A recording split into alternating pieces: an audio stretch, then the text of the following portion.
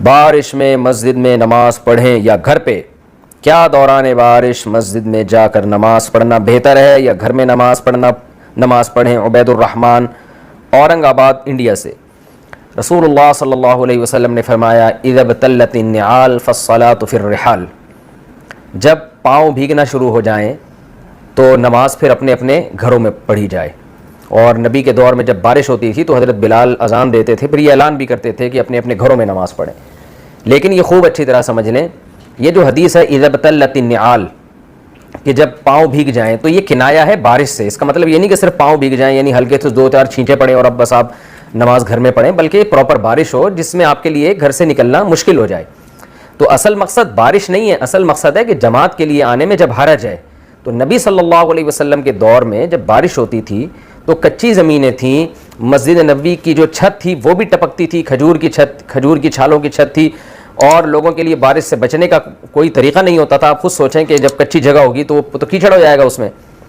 تو آج ایسا نہیں ہے، آج بارش ہوتی ہے تو آپ کے پاس چھتری کا انتظام ہوتا ہے عمومی طور پر۔ پھر آپ جب مسجد میں جاتے ہیں تو مسجد کی چھتیں پکی ہیں، فرش میں ٹائلیں ہیں اور بند کمرے ہوتے ہیں، تو اس میں بارش کے دوران جانا اور نماز پڑھنے میں کوئی نقصان نہیں ہوتا۔ تو اس لیے حدیث کے ظاہر کو لے لینا کہ جب بھی بارش ہوگی نماز گھر میں پڑھی جائے گی، یہ بالکل غلط ہے۔ حدیث کے ظاہر کا مفہوم کیا ہے کیونکہ بارش میں نکلنا مشکل ہوتا ہے، تو نبی کے دور میں مشکل ہوتا تھا، آج اتنا مشکل نہیں ہے۔ ہاں جس کے لیے مشکل ہے وہ گھر میں نماز پڑھے۔ بعض دفعہ بہت طوفانی بارش ہو رہی ہوتی ہے، ڈر ہوتا ہے، اندھیرا ہے، لائٹ چلی گئی ہے، انڈیا پاکستان میں تو لائٹیں بہت جا رہی ہوتی ہیں، تو اندھیرا ہے، کبھی کہیں گر نہ جائے، بہت تیز پانی بہہ رہا ہے، اس میں ٹھیک ہے آپ گھر میں نماز پڑھیں۔ یا کوئی بوڑھا آدمی ہے، اس کے لیے بارش میں نکلنا مشکل ہے، یا آپ کے لیے کوئی چھتری کا انتظام ہی نہیں ہے کہ آپ بارش میں نکلیں تو آپ سارے گیلے ہو جائیں گے، تو ایسی مجبوری میں بلا کراہت گھر میں نماز پڑھنا جائز ہے، اس میں انشاءاللہ کوئی گناہ نہیں ہوگا۔ لیکن عام طور پر آج کل ایسا ہوتا نہیں ہے۔ کھلے اب ملیشیا ہے، اس میں تو سارا سال بارشیں ہی ہوتی رہتی ہیں، تو اب یہ تو نہیں کہ وہ لوگ مسجد میں کبھی نماز ہی نہیں پڑھیں گے۔ میں تنزانیہ گیا، اتنی بارشیں کہ پورا دن بارشیں ہوتی رہتی ہیں، لیکن بارشوں سے بچنے کا بھرپور انتظام بھی ہے وہاں پہ۔ تو رسول اللہ صلی اللہ علیہ وسلم نے جو فرمایا، خلاصہ کلام کا یہ ہے کہ بارش میں نماز گھر پہ پڑھو، تو وجہ بارش نہیں ہے، وجہ وہ پرابلم ہے جو بارش کی وجہ سے پیدا ہوتی ہے۔